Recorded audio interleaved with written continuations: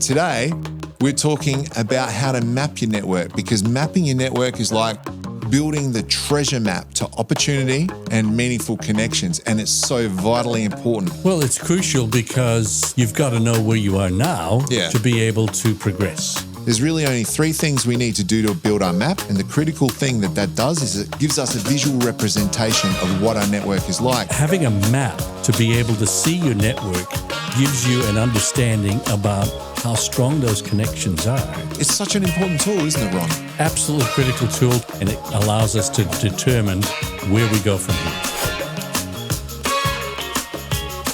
Welcome to Business Builders. We are your hosts. I am Brenton Gowland. And I'm Ron Tomlin. And Happy New Year, everyone. Welcome to 2025. Ron, did you have a good break? I had a fantastic break. Thank you. Cool. What'd you get up to? Very little. I like to do very little during my breaks. I went down the South Coast, spent a lot of time at the beach, did very little. It's my time to re-energize. So that's the way I do it. Yep. I took the days off on Christmas, but I worked through otherwise because I put my money in the bank for having a holiday next week. And you're going to Bali? Yeah. I made sure that I got all my work done so that I'm ready to go as of this weekend coming. And that's somewhere I've never been before. So I'm looking forward to that. I'm sure you'll enjoy it. It's a fantastic place. Yeah, it's kind of like, it's like Australia's favourite other destination, I think. Yeah. I think it's very much on people's lists in Australia because it's so close and it's an absolutely beautiful place. So I'll be able to tick it off now and go, I've finally been to Bali. Fantastic. But as we get into the year, and I hope you guys have had a great break and are ready to get cracking again, because as we get into the new year, it's really important to have our networking game under control. That's right. Which is why we've been talking about networking for the last two episodes. So in the first episode, we talked about how to break the myths about networking, i.e. what networking is and is not. And we gave you a definition for successful networking. Then we looked at something really important, which is finding your purpose. Absolutely. If you don't have a purpose, why are you doing it? Cool. And today we're talking about how to map your network, because mapping your network is like building the treasure map to opportunity and meaningful connections. And it's so vitally important. It's that really crucial step so that we understand our network. And how important is it, Ron? Well, it's crucial because like with strategic planning, you've got to know where you are now to be able to progress. So mapping your network is the first step in understanding what your current network is and where it's lacking. Yeah, correct. So we're going to get straight into it. So I think where we should start is why would you map your network? We've discussed a couple of things just now, but we've talked about, well, why is it a treasure map to opportunity? Because mapping your network is the first step in understanding what your network currently is. So if you're in any change process, you're looking for where I am now as a basis for deciding what changes you want to make. So mapping your network is that first stage. And it's important to remember Dunbar's number. If people remember their core network, their close network, their active network, and their fuller network. Yeah, and so that was, I think it goes from having 5 people in your core network to about 1,500 in that really broad network. And we'll talk more about that in a moment. But go back to episode number 1.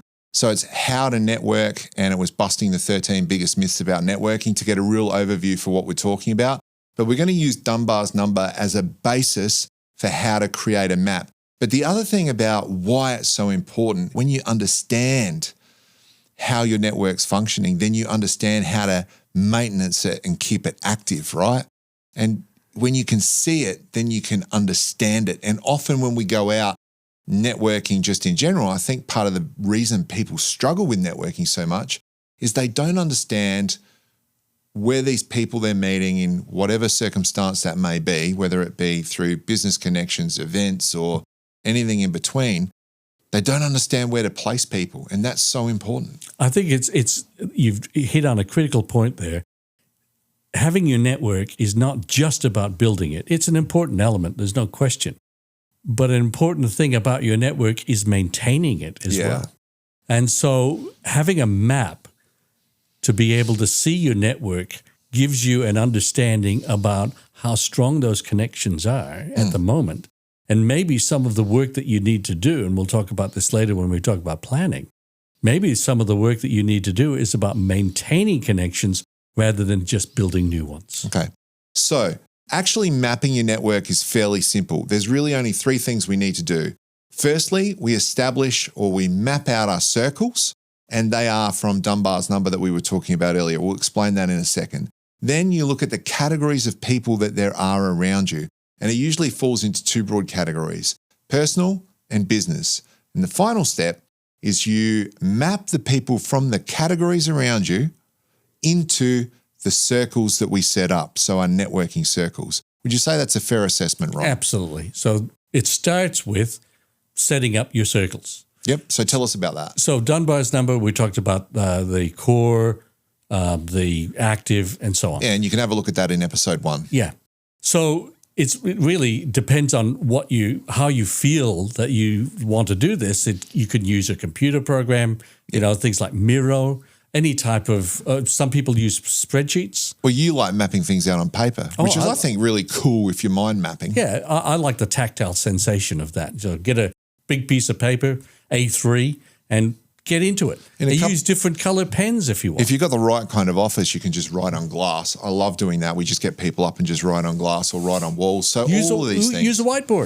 For me, I like starting this kind of thing with either a CRM or a spreadsheet. Now, if you were setting up a spreadsheet, the way you would do this, as you were talking, is I would have 1 page or 1 sheet in a spreadsheet for my core contacts, 1 for my close contacts, 1 for my So I'd have a different sheet for each of my circles. In fact, you showed me that earlier on today. Yeah, that's right. Yeah, and I love that. I love that. It doesn't matter how you do it. It's a matter of having those repositories in circles available to you. Okay? So it's set up, ready to then look at our categories, right?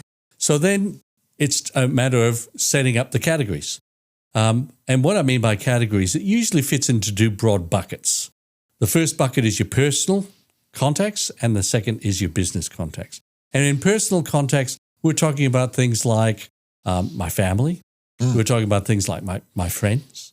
Talking about things like church groups, sporting groups, clubs, community groups that I volunteer with. And there's also social networks online, like people might have big Facebook networks or Instagram networks, and there'll be people in those particular parts of our personal network as well. So it's interesting when you start to look at what we're talking about here and you start to think about the categories in your personal life, it actually gets quite big for everyone. Yeah, so when you start listing this, my strong suggestion is whatever mechanism you use, you have a lot of white space available to you.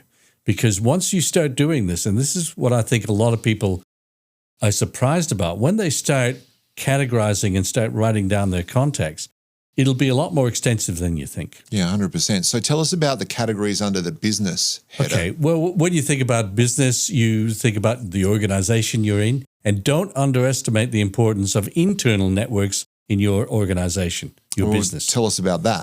Okay, so people think exclusively about external networks, but internally, if you're in a large organization, there are networks inside the business that you're working with that are going to be very important in terms of what you're trying to achieve. For instance, if you're looking at a promotion, internal networks are going to be much more important than external networks. So depending on your purpose, you start to map internal networks in the organization, then things like customers, suppliers, professional networks or professional organizations. Your industry itself. The industry groups or industry that you're involved in. And look, this one's a bit of a crossover, but your school, college, university, there's so many connections people build up. And that's a really important point, because what people sometimes do when they're mapping this out or thinking about the categories is they say, well, I don't know where to put this person. Sometimes people fit in 2 or 3 different categories. And that's okay. And that's fine. The important thing is to get them down, right? To write all this down. Yep. Because this is the basis for your map. Yep. And now, so if we go on from there, we would suggest, so you've got either your spreadsheet or your Canvas, whatever it is, CRM, however you're going to map it. And I would highly suggest that you write down these categories, because that'll be a refresher for you, because you'll be able to look at that like school, and you'll be able to go back to the people that you went to school with. Who am I still connected with? Am I connected to them on social platforms, etc.? But it gives you names. And when you get a name, you start thinking about people. Now, this is where the third step, we start mapping the people from our categories to the circles on the canvas or in the spreadsheet. And what's critical here is that we have our purpose mapped out, or our purpose understood. Back from the episode where we talked about having a purpose for networking. So my purpose is to create a network where I will have a pipeline of work, a strong, solid pipeline. That doesn't mean I sell to people, but it means I put people in my network that can help me achieve that, or have some sort of influence upon creating opportunities. So that's the lens that I would use to then go, where does this person fit in my circles? Would you agree with that? Absolutely. So that's the process that you use to take people from the categories and your extensive network and put them into the circles of Dunbar's number and say, for the purpose that I'm looking for, or that my networking is trying to achieve, where do these people sit within those categories? And I think it's really important to say as well that when you start this, the easiest group to fill up will be your core, because irrespective of your purpose for networking, your core will already exist. They will be the close people around you. So that's going to be easy. What's then a little more difficult to work out is where other people fit. And I think don't rush this. If the names just come to you, then great. But you should spend a little bit of time thinking about each of the names that you flash in front of your memory and go, where do I put this person? Are they in my close group, which is, as we were talking about earlier, the close 15 to us? Or is it in my broader network, which is 500 people, et cetera, et cetera? So we just got to see, where do they fit? Are they someone that I just know, or are they someone that I catch up with and have some sort of affiliation with? So you just got to think it through about where you put them. And this process would take, well, I've just gone through it just recently, and it took me about 2 weeks. No, that's not 2 weeks full time. No, but it's 2 weeks reflecting. And that's a really important word. It's reflecting. And the important part of this process is reflecting on the people in your network and giving them time in your psyche, in your mind, to actually think, where should they go? And when you've completed this process, you can see where people are. And that's when you can start to ask questions about, well, are they the right person to invest in for them to be in that part of my network, in that particular circle? So the map forms the critical basis for what we're going to talk about next time, which is planning, because it tells us where we need to strengthen the connections we currently have and where we need to build connections in those categories, or in those circles of Dunbar's number, where we need to build connections that will help us achieve our purpose. Yeah. So I hope you can see how easy this is. There's really only 3 things we need to do to build our map. And the critical thing that does is it gets us thinking about the people in our network and gives us a visual representation of what our network is like. And as Ron was saying, the map becomes our most important asset for how we plan our networking. Because when we plan, we're really just creating a strategy for how do we bring people into our network and where do they fit in our circles, and do they actually belong in that circle? That's what we got to do with our existing network. So it's such an important tool, isn't it, Ron? Absolutely critical tool to this whole planning process. It's the basis for it, and it allows us to determine where we go from here. So until next time, map your network and keep on building.